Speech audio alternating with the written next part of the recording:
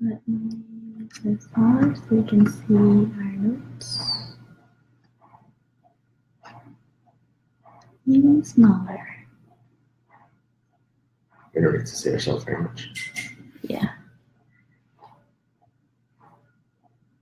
See, we have one. That means we can go. Perfect. What's up, guys? I'm going to start us off. Adee and I had an opportunity to go to something called the Landmark Advanced course this weekend. It's a 3-day and 1-night seminar. So it's a 3 all day, 10-hour days, 3 days in a row, and then 1 3-hour night. It's actually 13 hours. 13-hour days? Well, it's from 10 well, a.m. minus to the breaks. Minus the breaks. Minus the breaks. Yeah. Still, I mean, 10 hours of actual like participating. And it's kind of it's a transformational, like personal development seminar. And I had an experience in that seminar that has already changed my life and has been one of the most profound experiences that I've ever had. And I've gone through hundreds of hours of therapy and AA meetings and doing service work and reading self-help books. And this was one of the biggest breakthroughs I've ever made in my life. And it's very, very simple. It's going to be so simple that when you hear it, you're going to think that's that's nothing.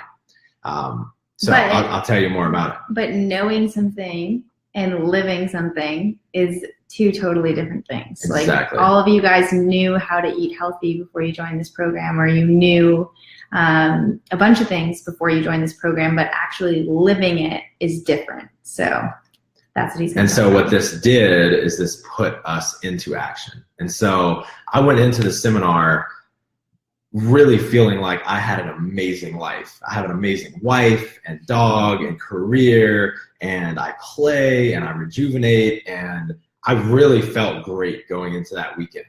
And I just wanted to see if there was something more I could do. And what I realized is that my entire life, and I think you may be able to relate to me, is that I've spent my life thinking, what do I need to do to be happier for me? What do I need to change about myself? What do I need to do to better myself? What do I need to achieve? What seminars do I need to go to for me to be happier?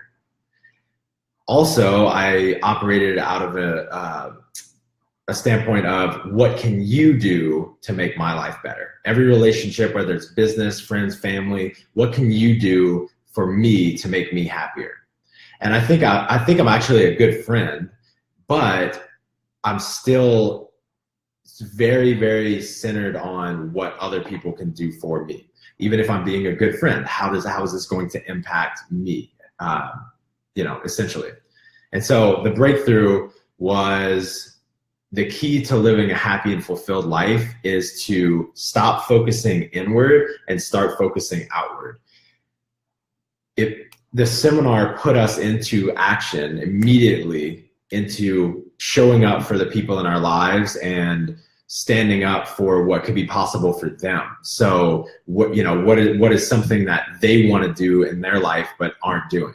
Or what is something that what is something that they want to go for, but they're afraid of. And so specifically, some of the things that it's affected me on is for a long time, I've really hated getting on phone calls because I think people are just stealing my time, or not stealing my time, but I'm afraid of wasting time, and I don't want to give up my time to other people, especially when it comes to work for whatever reason. And so I found myself this week and all week, including today, literally just picking up the phone and calling people curious about what's going on in their life, encouraging them to do things that they've been talking about for a while but haven't acted on, and really just showing up for people and encouraging them to live a more extraordinary life in general.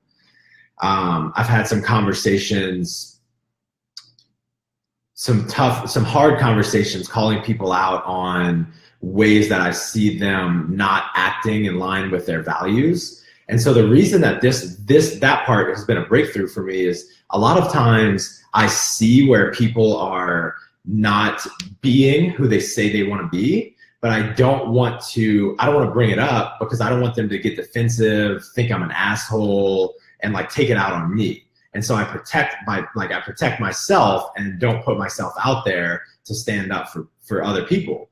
And so this week I've had several instances of risking myself by putting myself out there and telling them, you know, you're not living the way that you told me you want to live. Again, as subtle as this sounds, getting into action in this has been one of the most profound things I've ever done. I've had moments of it doing service work for other people and things like that, sponsoring other alcoholics. But I've lived the last 5 days focused in another direction, and it's been absolutely incredible. I felt on fire every single day. I think that's awesome. Yeah. Yeah, changing the focus from you to changing the focus on helping other people it will ultimately help you, but without even thinking about it, focusing on it. So if your focus is on how can I help everyone in my social structure have the best and most fulfilling lives that they can possibly have, ultimately, you are the average of the people that you spend the most time with. So for the people that you spend the most time with are living the fullest, happiest, and most amazing lives, that automatically means that you're going to be doing the same. So shifting your focus from how is this affecting me to how can I contribute instead of consume, like not what can I consume, how much can I contribute, is going to seriously change your life. It will change your life. And it might not be comfortable, or, you know, sometimes it might feel like, what about me? But I think that if you can get into the habit of doing that, then that's seriously going to give you a super happy and fulfilled life. And I think that what they will give you in return, right, with the people that you're showing up for and like demanding they have a great life, what you get in return from those people is 10 times more than you could ever reel in by yourself, right? Sure. On your own. Yeah, it's like every single person watching this has done something for somebody, or like just out of the goodness of your heart done something or shown up for somebody, and automatically that person feels indebted. Yeah, feels indebted to do something back for you. Like, or someone's done something amazing for you and you just automatically are like, I want to thank them for it. I want to show them that I'm grateful. Like, what can I do for them? That's going to happen regardless. And if it doesn't, that's cool too. At least you've helped somebody be happier and to have a breakthrough in their life. So I think that's like such a cool way to live. And we're doing this Facebook Live to hold ourselves accountable because we want to live life like that. Like, we want to live a life where we're constantly helping other people fulfill their dreams and live the best life that they can possibly live. I know one of the hottest topics in general right now is like this idea of purpose and like finding your purpose, living a life of purpose, especially for millennials. Millennials demand that they have purpose in their career. I think this is literally a way to live a life of purpose, no matter if it's in your career, your relationships, your hobbies. If you're living life to be something and stand up for other people's greatness, then you're immediately gonna feel like you have meaning on this earth. Pretty powerful shit. Yeah, and so this kind of ties into our next topic, which is the fact that everyone, like, if you think that you don't operate this way, you are not seeing yourself appropriately. Everyone operates inside the world of reason. Because what we were talking about before is taking action for other people. And the problem often becomes is that we have a million reasons as to why we can't. Like, I can't do this because that. I can't go on vacation because I can't afford it. I can't do this, can't try and apply for that new job that is my dream job because I might lose this job and therefore I wouldn't make money and I wouldn't be able to do this. There's like a billion reasons as to why you can't do things. I can't show up for that person because they've hurt me in the past, or because whatever it is, these reasons and excuses that you have, those are standing in the way of you actually taking action and being the kind of person that you want to be. So I would urge everybody to try and become more aware of when you're creating these reasons for yourself, and just take on for a moment, just as if you're like buying a new sweater, just like put this sweater on. If you don't like it, you don't like it. You can take the sweater off, but just put the sweater on of the possibility that all those reasons are just that. They're just reasons, and they're not actually stopping you from taking action. And if you're watching this live cast right now, that means that you are the kind of person who has an incredible amount of opportunity. You live a life where you can choose to sign up for a program for people to help coach you to become a better person. You're on a computer right now. Yeah, you're on a computer right now watching a Facebook Live. You are part of a program that's not necessarily cheap and investing in yourself. So that means you have a lot that the majority of the global population does not have.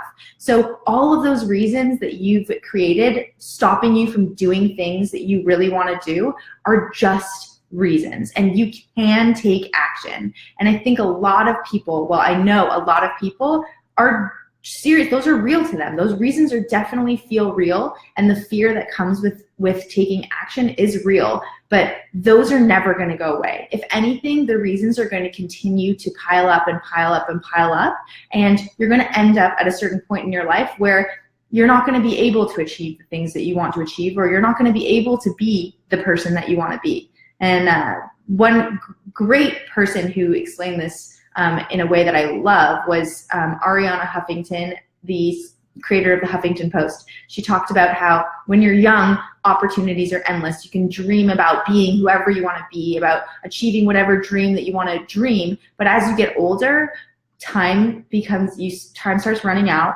and you latch onto these dreams. Like, I want to learn how to speak Spanish. I want to do service for others. I want to do all of these things. But in order to actually be great at those things, they take time. So at a certain point, you have to decide, is this an actual dream that I'm invested in? And if it's not, for your own sake, to let go of it.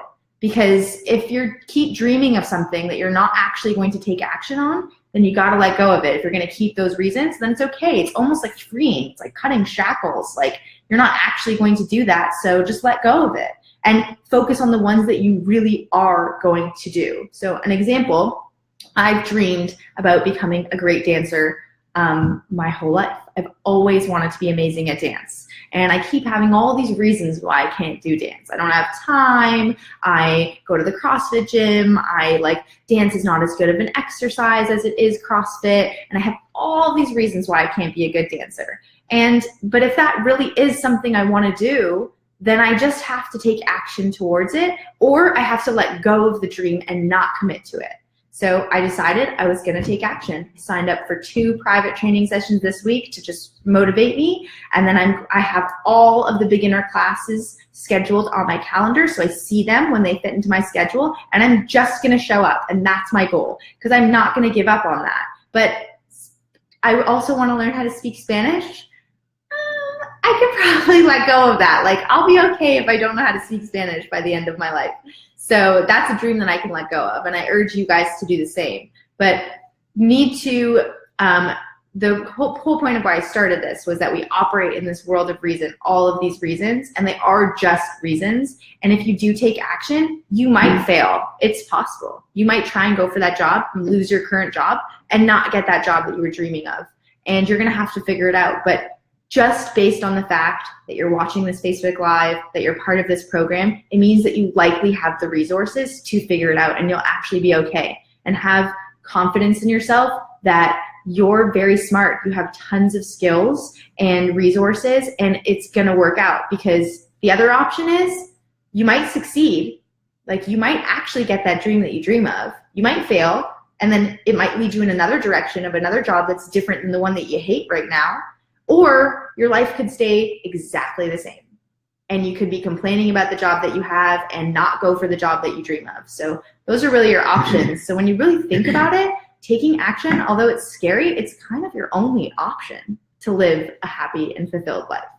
So it's only your life at stake. It's only your life. And you have everything that you need to change your life. It's really just about implementing the resources that you have, which is what Working Against Gravity is all about. When do we get it? What are those little emojis? Is that a mean one? A mad one? Someone's sad? Someone's mad. Don't be mad. We're just trying to get you to take action. Well, maybe they're like, but my reasons are good ones. Yeah, I mean, hey, Michael, what is an example of something that you want to do that you have a million reasons to not do? Are we going on to, why don't we wait till the button hit? Oh, okay. So you want to talk about the importance of language? The importance of language. So the way that we speak aloud is a reflection of how we're speaking to ourselves and how we're directing ourselves through our life. And so one of the lessons that we learned last night is this distinction between the words but and and. And so everyone has these things that they want to do, but they're not doing for some reason. For me, one thing that, especially in the last year, or maybe the last 3 or 4 years, I've become more of a professional and been way more invested in my career.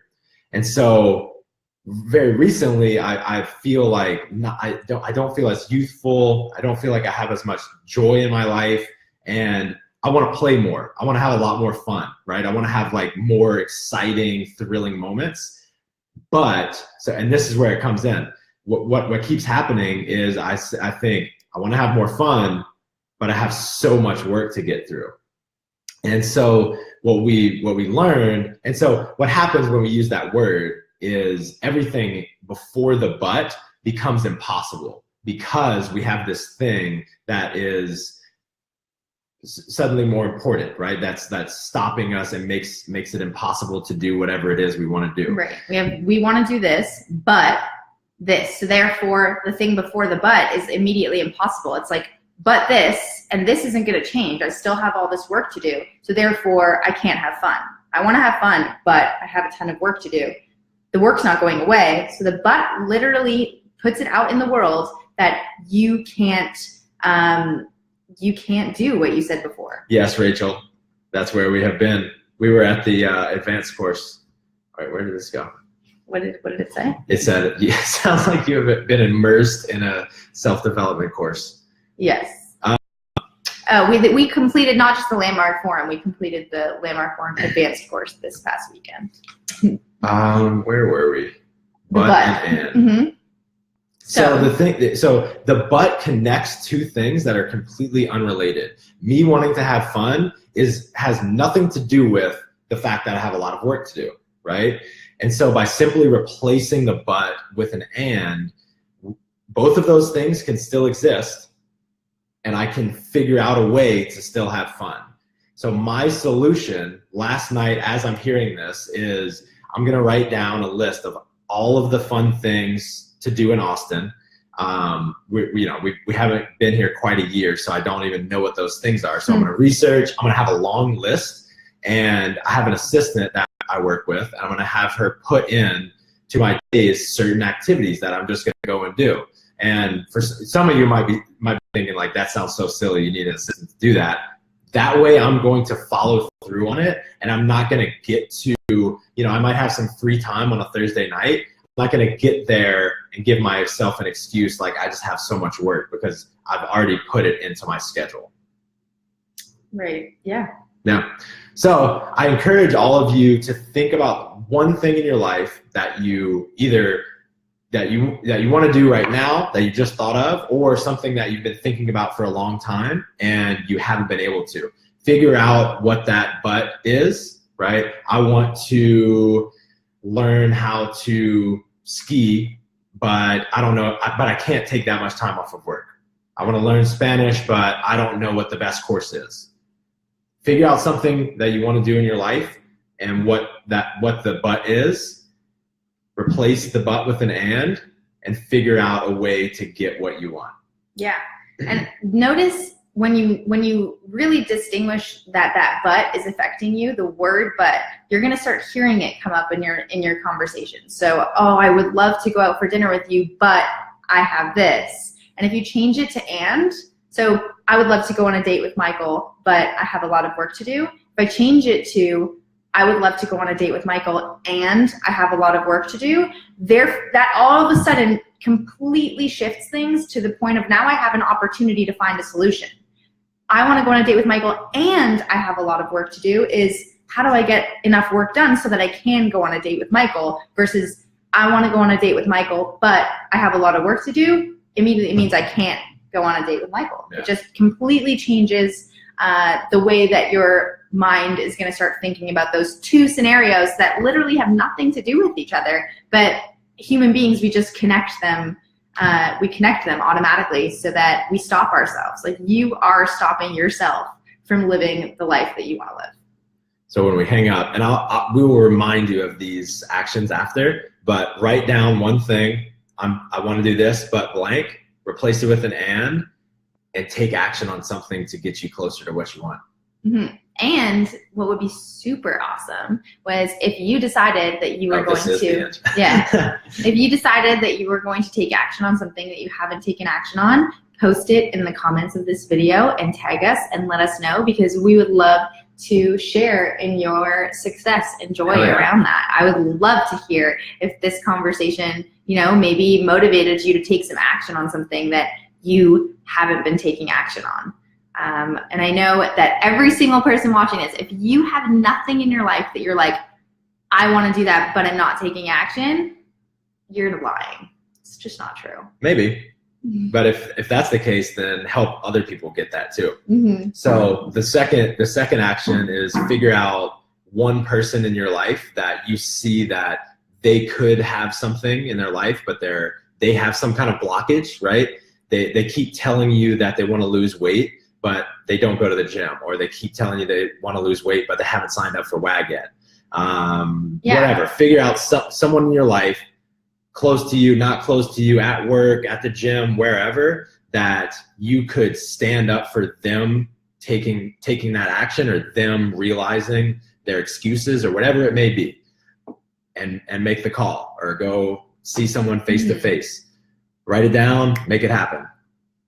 Yeah, well, thanks for listening to us, guys. And if you have any questions or want to share how this has helped you, let us know in the comments. We love you guys.